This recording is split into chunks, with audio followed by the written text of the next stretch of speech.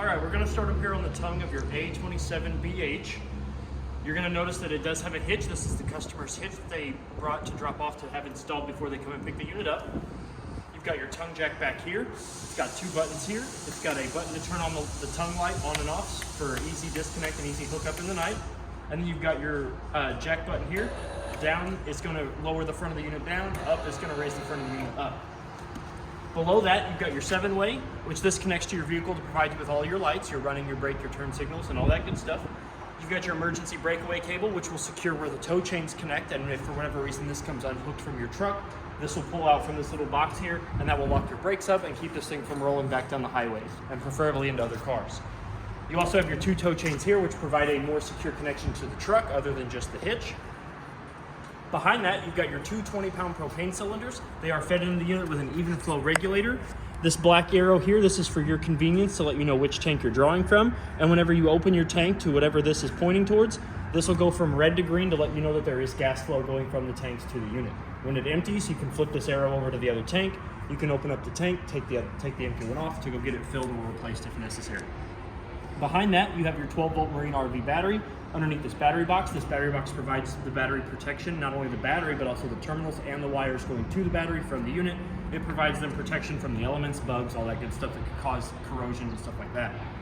Behind that, you do have a 10-amp solar charge port. So if you do have a solar panel that you want to plug in, an external one, you can plug it in right here at the A-frame of the unit. You do have a black propane cover. This will fit over the tanks, and when you do fit this over the tanks, you want to make sure that the latch opens towards the unit so that way the wind doesn't rip that lid off and carry it down the road. We'll come over here to the side of the unit. This is where you've got some important stickers located here. You've got your gross weights here. Up above, you've got your tire and loading information sticker, and then down below that is your manufacturing sticker. That's going to have your VIN number, the date it was manufactured. The yellow sticker is going to tell you all the gross weights that it has, and then the sticker above that is going to tell you the PSI and the size of the tires and stuff like that if you ever need to get those replaced. We've got our first pass-through compartment door on the off-door side. So if you look in here, you'll notice that it does go all the way across. You do have a light here that's got three functions. It's got off, always on, and motion control, which means that it picks up any sort of light or motion in this little sensor here. When you open the door, that light will come on. When you close the door after about a minute, that light will go off and conserve your energy. Down below that, you do have a bracket for a tire pressure monitoring system. So if you do want to buy that aftermarket, you do have a spot that'll plug in and it'll run off of the juice from the camper. You do have some handles and stuff over there, but we'll get to that when we get to the other side. Like I said, it is a pass-through, so you do have a door on the opposite side that'll get you into that. Down below that, you do have one of 4 stabilizer jacks. There are 4 of these, one on each corner of the unit. They are a 3/4 inch socket, and they are used for stabilizing the unit only. They are not used for lifting and leveling. They are for stabilizing it while you're walking around in it to keep it kind of from rocking from back and forth, okay? And it is a 3/4 inch socket. You can use the manual crank handle, or you can buy a 3/4 inch bit to go into your drill, and it'll raise and lower it that way as well. Back below the slide here, you've got your 2 tires on the off-door side. They have been checked. The PSI is sitting anywhere between 63 and 65. 65 per the sticker and per the side of the tires. And the lugs have been torqued to 100 foot-pounds as per the sticker and the diagram up there on the sticker. Back here, you've got your sewer outlet. So you've got your gray tank valve here and your black tank valve here off to the side. So you're gonna hook your sewer hose up to this. You're gonna run the other end to the proper dump station. You're gonna open up your black tank first. You always wanna make sure that your black tank opens up first. And then once that gets to a little bit of a slower flow, then you can open up your gray tank. And what that does is by opening up your gray tank second, it'll help clean out all that bio waste that gets clogged up in this, if any at all. So you always wanna do black first and then gray. And then it does have a cap. So when you're in travel or you're not using it and your valves are closed, you do want to put this cap over it. That's going to keep anything from getting up in there. And it's also going to help prevent leakage and stuff like that if your valves are closed and that cap is on, okay? And then behind that, you have your second out of 4 stabilizer jacks. Again, I'll say this till I'm blue in the face. They are just for stabilizing the unit only. They are not for lifting and leveling. You do not want to use them to help bring your trailer to the level. You want to use your tongue jack for that. You've got some stuff back here. Up here at the top, you do have an outside sprayer port, which you do have a hose in the door side of that pass-through compartment, which there's a male end. You'll pull back on this ring. You'll push the male end in. You'll let this become flush like it is now, and then you'll give that outside sprayer hose just a gentle tug just to make sure it's stuck in there securely. And then As soon as you plug that in, if you've got your water pump on or you are connected to city water, it will automatically prime with cold water only, and you'll be able to use that sprayer outside, okay? Down below this is your black tank flush. So whenever you're ready to leave your campground or whatever and you're ready to dump your black tank, you'll dump your black tank, you will leave the valve open, and you'll leave it connected to the proper dump station. You're then gonna take your hose and regulator. I always recommend a regulator because it keeps the water pressure between 40 and 50 PSI, which is optimum to keep your lines from disconnecting at the crimp rings, making a big wet mess all over the inside of your unit. But you're gonna put your hose and regulator into this socket here. You're gonna turn your water source on. What that does is it feeds water to a little aerator at the bottom of your black tank that'll spin around and it'll help it pressurizes the water to a degree where it's gonna help spray off the sides and the bottom of your black tank. Down below that is your city water connect. This is where you're gonna hook your hose and regulator up to. If the park is providing you with water, you're gonna hook it up right here. And if you do get city water from your park or campground, you will not have to use the water in your fresh tank and you won't have to turn your water pump on. As soon as the hose and regulator are connected to this and you turn the water on at its source, it will immediately begin to pressurize your unit and the lines within. You have your outside cable outlet, so if the park or campground again is providing you with those services, whether it be cable or satellite, you can hook a coaxial cord up to this, to the source, and you'll get whatever TV services they are providing you to the inside of your unit. Down below that is your 50 amp service cord. So in order to plug it in, you're gonna make sure that this ring is all the way against these two fins. You're gonna spin it. You're gonna lock it in. There's a little metal ball on one of the sockets that meets into a groove. You're gonna push the cord in. You're gonna turn it about a quarter of a turn clockwise. You're gonna lock it into place, and you're gonna take this ring and you're gonna spin it as close to these screws as you can get it. That's gonna provide a nice, tight, secure connection between the outlet and the cord, and it's gonna keep anything from getting in there and shorten it out as well. And to unplug it, you're gonna do just the opposite. You're gonna rotate that until the ring sits against these two fins. You're gonna rotate it counterclockwise a quarter of a turn, and you're gonna remove that short cord. When you've removed your short cord, you do wanna make sure that this cover goes over that outlet so that way nothing gets in there, and it provides you the same protection that having the cord plugged in does, okay? Behind us on the back, up at the top, you do have a Furion backup camera mount, so if you do wanna purchase that aftermarket or through us, you can do that. You just remove those 4 screws.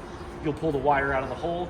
You'll attach the camera. It's just a plug and play. You'll attach the camera. You'll mount the camera back up into those 4 screw holes, and you'll be good to go. You do have a license plate bracket underneath the left turn signal. And then in the middle of the back of your unit, you do have your hot water compartment. So if we open that up, you're gonna see a few things. So your hot water heater is both electric and gas, which means it runs on both propane and electric. But gas is always gonna heat it up faster. So I always like to recommend to people heat your water up with gas, let it turn off, turn your electric on, and then that'll keep your water hot, but also using less propane. So you do have your pressure release valve here. So what that does is that provides you with 2 things. It'll open up automatically when your water heater gets too much pressure, too much heat. That'll open up and kind of like drain some of that off. And what that does is this also lets you see if you've got any water in your water heater. So if you're ready to light it, you want to make sure that you've got water in it. After winterizing it or dewinterizing it, you can pull on this while there's water going in, and water will come out here, and once water starts coming out of that pressure release valve, you know that there's water in your tank and you can turn your heater on. Down below that is your drain plug. That is a 1 1/16 socket. You can just remove that. That is used for winterizing and draining out your water. Or is that one a 13/16? No, you're right, 13/16. Sorry, the anode rods are the 1 1/16. You're correct. The drain plugs are the 13/16. But you can tighten that by hand. It doesn't need to be super tight. You don't even need a wrench really. It's just a plastic cap that you can put on there with your hand. It's got an O-ring in there to keep the seal secure when you do that. But what this does is this allows you to drain your water heater. So if you're gonna store this thing for a while and you wanna make sure, open your low water drain points, let some of that pressure off, open this up, let some of that pressure off. It's always key that you let that pressure off before you take that out, because if not, once you get it like 95% of the way unthreaded, it's gonna shoot off, water's gonna spray all over you, it's gonna be a wet mess. So open up your pressure release valve, open up your low water drains, open that up, it'll help it drain out, and you'll be able to have an empty water heater for storage. To close it, you're just gonna pull back on the silver tab, lay it flat, and then your compartment door is closed and secured. So you do have a spare tire here on the back on this Farrier. The PSI has been checked, it is at 65. And the 2 lugs that are holding it on, they do not have to be torqued to the 100 foot-pounds, they can just be wrench tight. All they do is need to be tight enough to secure this tire to the Farrier, okay? So we're gonna come around to the other side. You've got your 3rd out of 4 stabilizer jacks. Again, They are just for stabilizing the unit. They are not for lifting and leveling. You do not want to use them to help balance the unit out. You just want to use those to keep it from rocking around while you're walking around in it, okay? And again, it is a 3/4 inch socket or the manual crank handle inside the unit. And I'll show you that when we get up there.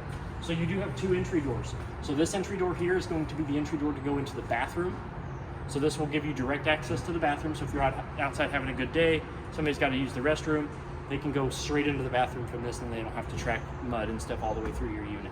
The stairs on this one are going to be the same stairs as that one, so we'll go ahead and go over those real quick. So to bring them up, you're going to flip the bottom step up. You're going to grab a hold of the middle step, and you're just going to rock it in, and it's going to sit there, and that's what your stairs should look like in travel position. To pull them out, when you're ready to go inside the unit, you're going to grab a hold of this bar here, pull it down. Once your stairs are laying flat, you're going to grab the bottom step and you're going to swing it down. That's going to give you a nice, good, secure landing for your stairs, okay? So we're going to come on up here. You've got a GFCI protected 110 outlet out here. So that way, if you want to plug in a TV or anything like that out here, you do have an outlet out here for it, and it is protected by the GFCI circuit. And then you also have an outside cable outlet. So I know the one on the back corner, that is for if the park is providing you with TV services.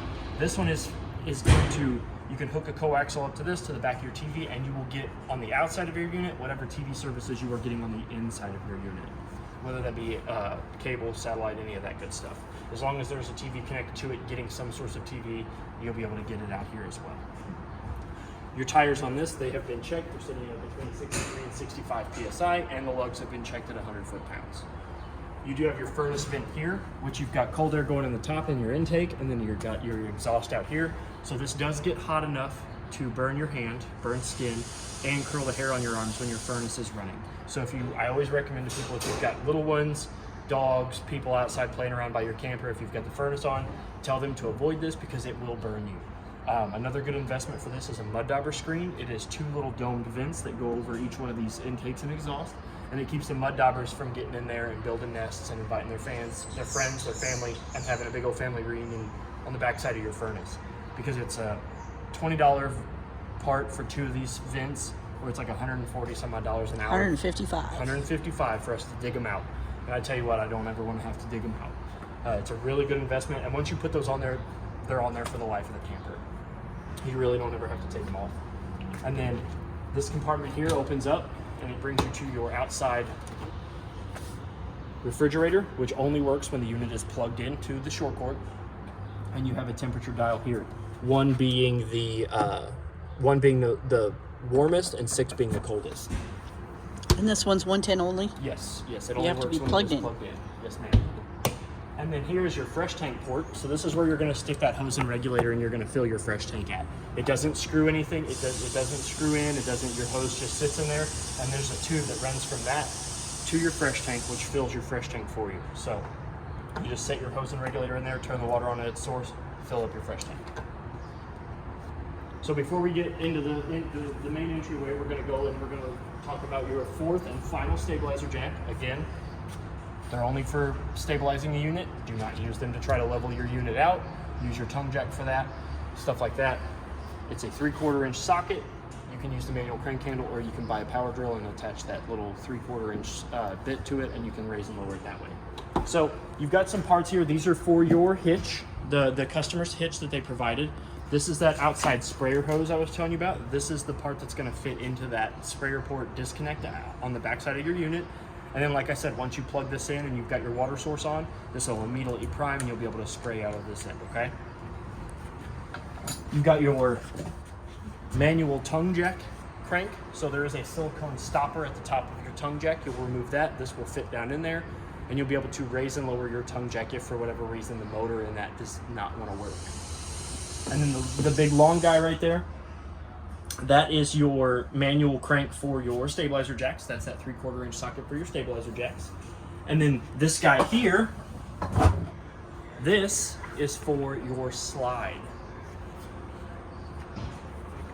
So you have a slide that's over here on the off-door side.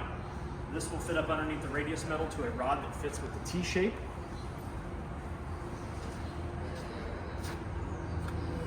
Oh, nope. It's the 3/4 inch. So not only will this work your stabilizer jacks, but this will also work your slide. It fits in right there, right below the steps. You'll fit this guy over that, and you'll be able to crank in and out your slide if for whatever reason the motor in the slide itself decides to not work. So now that we're done on the outside. Is there a light on this side? No. Ah. Just on the off door side. Now that we're done on the outside, we can go ahead and go to the inside. Again, I'm not going to go over the stairs on this because we went over them on the one on the back. They're identical. This one just has a handle. So this is what it needs to look like when you're using your camper, but when it's in travel, you do want to make sure that you pick up on it, swing it in, and then it is up against the door, which will also help the door from flying open if for whatever reason it's not locked and it happens to open when you're traveling down the road. Swing it out, we'll open the door. We'll go ahead and step up inside. And the first thing I always like to point out when I come inside a unit, you do have a fire extinguisher there by the door in case of an emergency inside or outside of the unit. So it's dark in here, so we're going to turn some lights on. So we're going to come down here and we're going to hit this switch that's labeled cabin lights. That's going to turn on all the interior lights in the living quarters, okay? So they are all also manual lights. They have an on and off switch on them. So if you ever come in your unit and you flip that cabin light button on and one or two or three or however many of the lights don't come on, don't panic. Your first troubleshooting step is to come and just make sure that they are in I. The light switch is labeled O for off and I for ignition. It's the easiest way to remember that. They always need to be in the I position for them to work on the switch. The next switch over there is your awning light switch. So if we turn that on, you'll notice that it runs a strip of bluish white LEDs that run the length of your awning tube. And now that we're onto the awning, I'm going to tell you that the awning is going to be one of your most expensive repairs. So you've got a switch here that's going to extend it out. You do need to have the door semi-open or semi-closed, so about half closed to make your awning come all the way out. All right, so now I'm going to show you how to bring your awning out. So you've got a switch here that's going to say awning EXT. That's going to extend your awning out.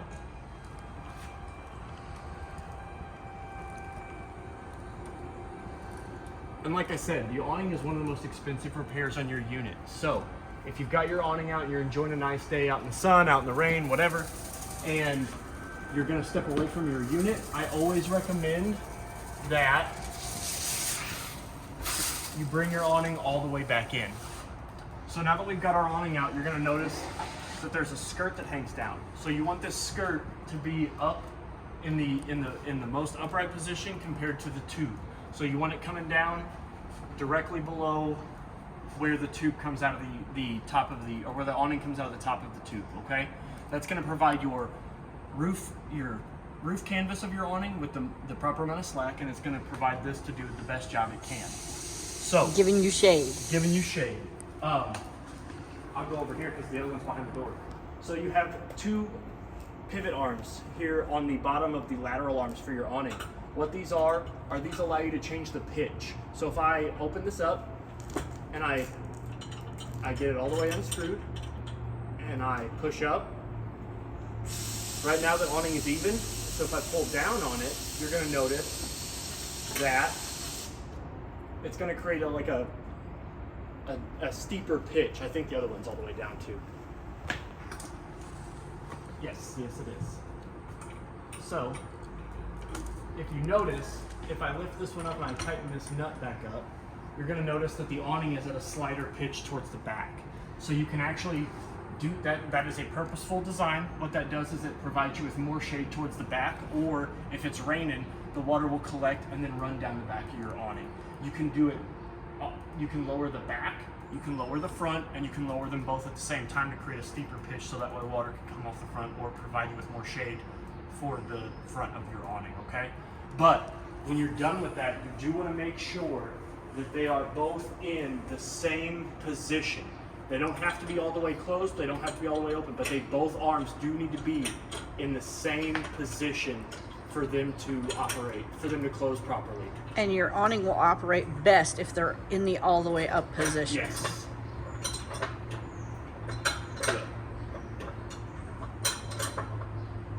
Okay. And now that that's done, like I said, I'm gonna practice what I preach. Now that I'm done showing you the awning, I'm gonna bring it all the way back in.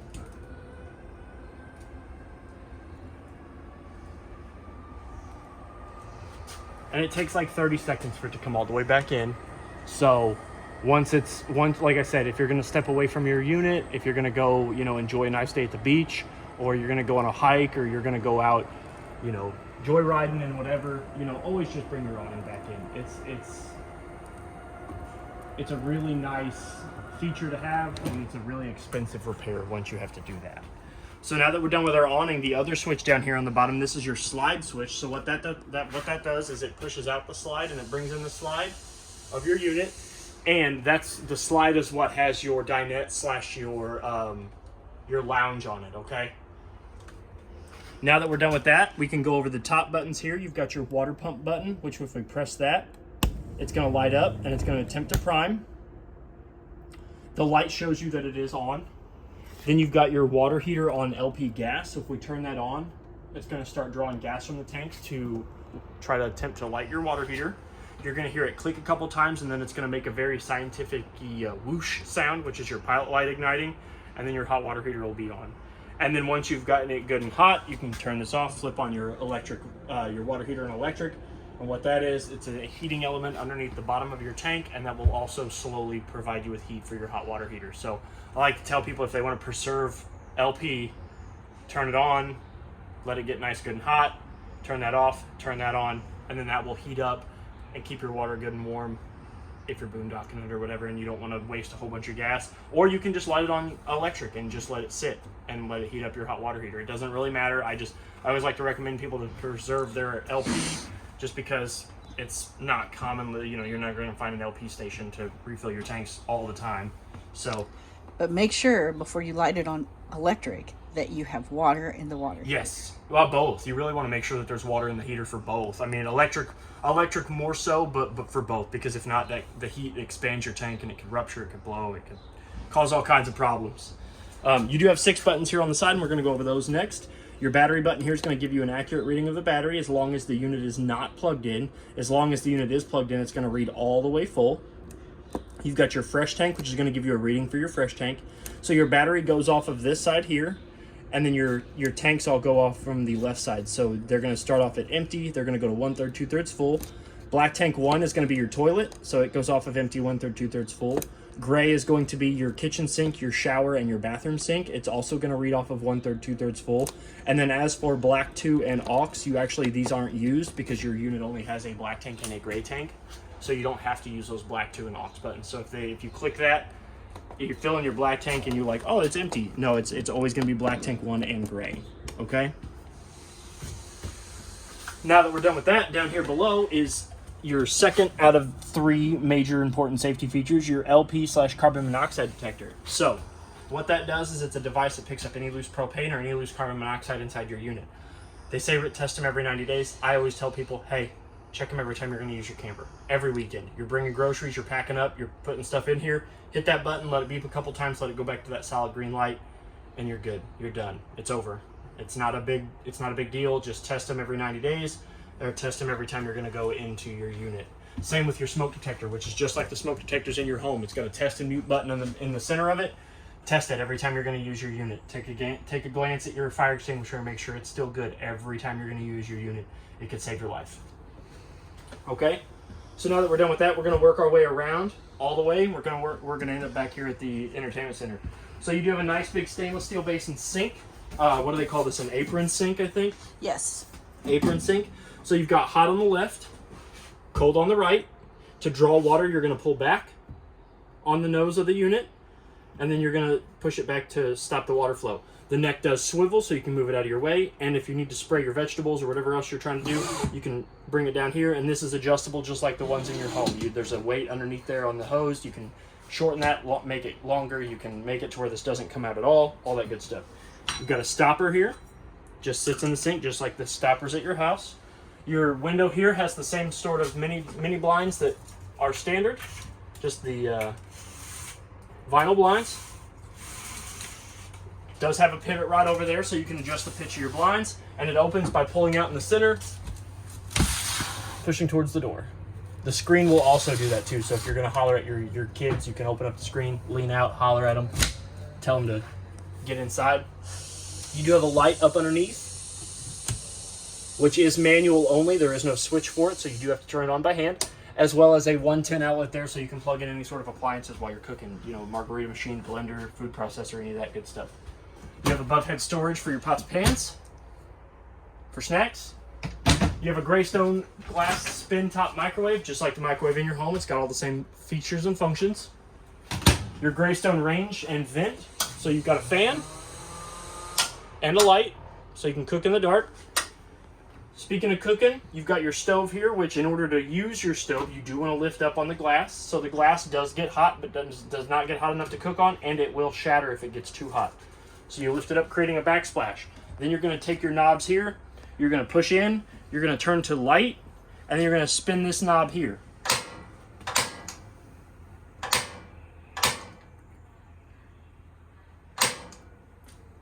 You're going to hold it for about 5 to 10 seconds. Once that thermocouple gets nice, good, and hot in that burner, you're going to let off, and then you can adjust the temperature accordingly. Same goes for these other two burners here. Go ahead and turn that off. Now, if you've used your stove for an extended period of time, like if you're cooking, you always want to let it cool down before you lower this back down. But because I only had it on for a brief second, you can lower this back down and you can give yourself some more counter space, okay? Now to light your oven, first step is you're going to always open the door all the way up. Then you're going to turn this knob here to pilot on. What that's going to do is it's going to send gas to the pilot light to attempt to light that guy. This knob does not light the pilot light. You are going to need a stick lighter to get back there and reach it. Or if you're brave, a match or a regular size lighter. But I always recommend a kitchen stick lighter, one of the long guys. You're going to push in, turn the pilot on. You're going to go back there, and there'll be a little white ceramic thing with a little piece of metal sticking out of it. That's where you're going to want to put that lighter and click it on, and then your pilot light will come on. Hold this, once you've got that lit, hold this for about 15 to 20 seconds. Let that pilot light get nice, good, and hot, and then you should be able to adjust your temperature accordingly, okay? Down below that is your furnace vent. This is the primary where most of your heat's going to come out of, other than the vents throughout your unit. It's this guy right here. Below your sink, you do have some storage area. It's kind of small, but the other half of that storage is for your pull-out drawers.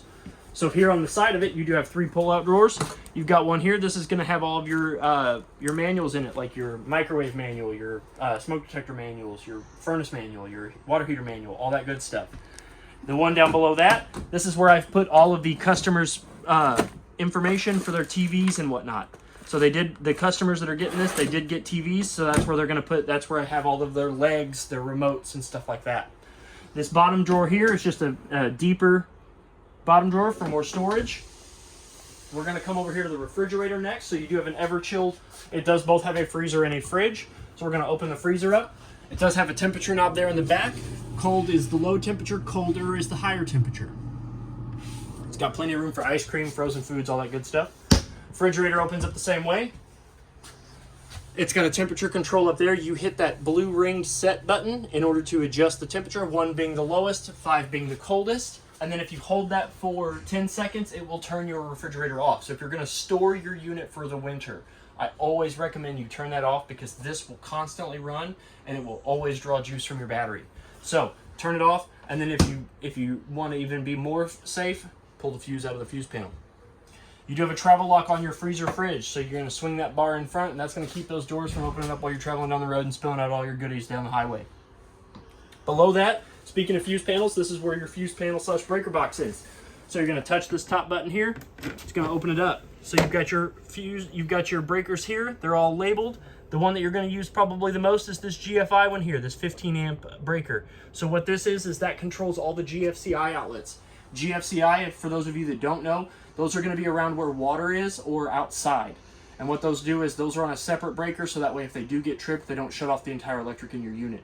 So if they do ever trip, you can come here. This is going to be partially, it's going to be in the bypass position. You're going to flip it all the way off, and then you're going to flip it all the way back up. So always remember, flip all the way down, flip all the way back up, and that's going to reset your GFCI breaker. Then you've got your fuse panel over here. So all of your fuses are labeled.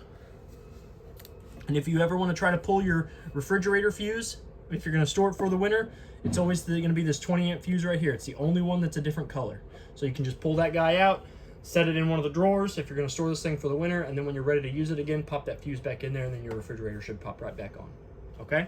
And then to close it, you're just going to lift it up. And this is an auto detect, so it's got a see-through window here, so that way if any of those fuses do blow, it's going to show you a light. That way you know which one's blown or missing. So if you do pull your refrigerator out, your fuse out, store it for the winter, you plug this thing back in, you're in here getting it ready for the season, you're going to notice that there's going to be an orange light in there, and that's going to help remind you to replace that fuse or put that fuse back in there, okay? All the black vents throughout your unit are going to be your furnace vents, and all your AC unit vents are going to be on the roof, and they're going to be white vents. So air conditioner is white vents, furnace vents are black vents. Beside the refrigerator, you do have a cupboard, top shelf for your big appliances, big snacks, middle shelf, other big snacks, and then down below here, we pull this out, that's where your trash can is, so that way you don't have to have the trash can kind of just bouncing around in your unit. We're going to go ahead and we're going to come into the bathroom here. So the bathroom also has two manual lights that also work off of a switch. But like I said, just like the interior lights, they do have on and off buttons. So if you ever come in here and these lights don't work off the switch, just make sure that they are in the on position here, which is the eye. You want to make sure that the eye is depressed. So up above the shower, you do have a vent. So if we open that up, we turn it clockwise, it's going to open your vent. So if you're in here and it's getting real steamy, you know, you're taking a real hot shower, you can open this up, let some of that steam out. Just like the exhaust vent in your home, it just doesn't have a fan. You've got a shower bathtub combo, so you do have 6 shelves on the walls for your soaps, your scrubs, and all that good stuff. You do have a basin here to take a bath in. If you're like me, there ain't no way I'm taking a bath in that. Stopper here, which will fit down in the... I am short, so I would be more likely. Yeah, I'll be sitting in the fetal position. You've got hot on the left and cold on the right, which by default, it makes it come out of the bath faucet. In order to get to the shower faucet, you want to make sure that the water is running. Lift up on this, just like the old school showers are in your home. Lift up on this while the water is running. The water pressure will continue to let it come out of the shower head.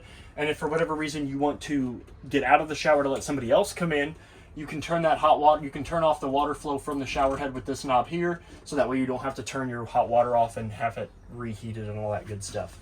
You have a storage rack up here for your towels, for your dry towels, for your wet towels. Your toilet here is a 2-portion valve toilet, so if we put your foot halfway down on the pedal, it's going to fill your bowl. If you want to flush it all, floor it. It's going to send all that water down into your black tank where it belongs, okay? You do have a mirror here for getting ready in the morning. You've got your GFCI master outlet here. It's got a test and reset button, so if for whatever reason your GFCI outlets aren't working and you don't want to flip the breaker first, come over here, hit that reset button. It should reset them all. Again, they put these all around water features so that way you're washing your hands, something gets up in there, trips out the breaker, the whole unit doesn't give out, okay? So you're just going to hit that reset button. It's going to reset the breaker. You should be good to go. Oh, I'm sorry. I didn't mean to hit you. It's all right. You've got hot on the left, cold on the right. You've got storage up underneath here. Also gives you access to the P-trap, so if you're washing your hands and your rings go down into the drain, you can get them out of that P-trap there. This is the exit to the outside of the unit that I was telling you about. Oh, did I lock it? Yep, I sure did. Again, so if you're outside and you're enjoying a nice day and somebody's got to run in here to go to the bathroom, they don't have to track dirt, mud, all that good stuff throughout your whole unit. They can just come straight in here to the bathroom. Now that we're done in here, we can go ahead and shut these lights off. Then we're going to go over your bunkhouses. So up on the top, they also have a manual light. Those boxes there are the TV boxes that the customer provided. So I've set them up here for the customer. You do have a nice big mattress up here. You can lift this up so you can put like some sheets on it if you want. Second one down here also has a manual light. This one has an AC vent. That one has a window. So if they want the AC vent, they're going to have to fight over it. If they want the window, they're going to have to fight over it. Up underneath here, if you remove this center panel of wood here, that's how you're going to get to the water heater that's in the back of your unit. So this does not have any screws holding it down. You just lift this up, slide it back, and you'll be able to get to the back side of your water heater. There is also storage that runs that length of that compartment. So that way you can store blankets, all that good stuff. We're on to your slide. So your slide, this does function as a secondary bed. So you're going to remove the tabletop. You're going to remove these 2 posts here. They just fit into those saddles. They don't screw in. They're just friction in there. You can lower this down here, slide the 2 seat cushions towards each other, lay those flat, and you'll be able to sleep. You also have a light back here. Oh, yep. There's a light switch. There's also 2 versions of lights back here. So you have this light and this light. And if that's not enough light, there's a button back there that'll turn on a strip of LEDs that run the length of the trim of your slide. Ooh. So the two side windows in your slide, they do not open. They do have shades though, so if you're sitting here and the sun's coming in and you're not enjoying that, if you're not a morning person like me, you can pull this down, let it sit there, keep the sun out, but if you're ready to put the shade back up, you just tug on it and it goes back up. Same goes for the two big fire escape windows. They've got a pull down shade here. Give them a gentle tug, let them go back up. To open your fire escape window, you're going to pull on this red handle. You're going to slide the door all the way. You're going to slide the window all the way open. You're going to remove that screen, and you can go out, preferably feet first. Same goes for that window. Same way. Pull out, slide over, pull the screen out, go out feet first. It also has the same blackout shade. Now, you also have this piece of loungewear. So, right now it's in booth and couch seating. You can actually remove this headpiece here, flip it around to set over on this side, where you can have an L-shaped piece of furniture facing the television. So if you want to watch, the whole family wants to sit and watch a movie one night, if it's raining while you're camping, pull this out, remove the table, lay that back down, and then you also have pillow cushion. This guy, when you put this over here, that piece goes right in here to extend the back of the sofa. Extend out your back cushions, yep. And then this guy actually folds out into another sleeping option. So we remove the pillows, remove the back cushions, I guess. I don't know why I call them pillows. This will slide up and out. Feet will come out. You can lay this down, and then the back portion will fold down, and now you've got your your 1, 2, 3, 4, 5. You can fit, there's five different sleeping options here, and each one of these can fit 2 people. So fit a lot of people. It's a party camper right here. Let's go back in the couch, lift this up, lift this up. Oh. Push that back down, and then your back cushions can go back up against the, and it's always good to remember that the curved edges of your back cushions are what go up, because the Velcro, the soft side of the Velcro is on the bottom side of the cushion. So that's going to be your lounge. The Lux Lounge. The Lux Lounge. So now we're going to move on to the bedroom. So I'm going to turn on the manual light that's in the bedroom. So we're going to start with your fire escape window there. In order to access your fire escape window in case of an emergency, you're going to lift up this saddle. It is kind of rough. Push it out. In case of an emergency, you're going to send this whole thing out the window. You're going to grab a hold of this knob here, pull the screen out. This will just be flapping. Go out feet first, preferably. To close it, put the handle back in the saddle. And then if you don't want to see what's going on, you've got a pull down shade that'll stay where you put it, and then you can raise it back up. And if for whatever reason this does get loose to where it just wants to fall, you can adjust these bobbins here. You can undo the screw, kind of rotate them, put tension on these strings here, and that'll prevent that from just falling down. Same goes for this window over here, except this one isn't a fire escape. To open it up, you're going to pull in the center of the window, pull them over. As you can see, the screen does come with it. Doesn't have to. It's got the same style shade. Underneath the bed, before we go into the rest of it, you've got more storage that has side passage, so you can get to underneath this from either the side of the master bed, or you can get to it from underneath. And when this is closed, you've got storage under here for like shoes, pillows, stuff like that, like folded clothes. Lower this back down. On either side of the master bed, you do have a closet area with a hanging rack, so you can hang your formals. And you do have a cutout, like a pass-through. So, say you have a alarm clock, phone charger, CPAP machine. You do have 110 outlets and USB outlets down below the closet. So you can plug those in, you can run a CPAP machine up through here, and then that way your face mask is coming out of this cutout and not having to be up and on the bed and all over the bed, and gives you more room to sleep. You do have storage up here for things. There is a light underneath here, so you can plug that in. And then the customer provided us with TVs for the unit, so I'm going to go over those. So the first one that they provided was a TV here, because the TV backer is right there on the side, right above the right-hand corner of the window. And it does have a 110 outlet up here, as well as a coaxial, so that way it can get the park cable and park satellite and anything else that they've got going on. They can get it here in the bedroom as well. So we'll go ahead and plug that in. And then the door for the unit, oh, one more thing. This one also has an exhaust fan. So if you're in here and you've had, too much barbecue and things get pretty rough at night, you can open this up, not stink out your partner. No fan, but a vent. No fan, but a vent. Sometimes that's all you need. Sometimes that's all you need. Sometimes that's all you need. And when you're ready for some privacy at night, you're gonna undo this latch here. You can go ahead and close your sliding door. Now, when you are ready to travel, you do want to make sure that this is all the way open and that your travel lock is on, because if not, this is going to just slide back and forth, do damage to the track, the door, the wall, the little cars that run these on. And I've had to change so many of these doors out. These cars are a pain in the butt to repair, to replace. So you just want to make sure the TV's talking to me, so I'm going to unplug it again. That's a little creepy. So you always want to make sure that this is in the travel position when you're ready to go and it's locked up, okay? So now, last but not least, we're going to go over the entertainment center. Again, this is another TV that the customer provided, so we're going to go over that. It is on a swivel mount, so the couch and stuff's over there, so you can bring the TV out, swivel it outwards, and you can lean it towards the television, okay? So the TV mount itself is mounted there directly by the 110 outlets and the coaxial outlets.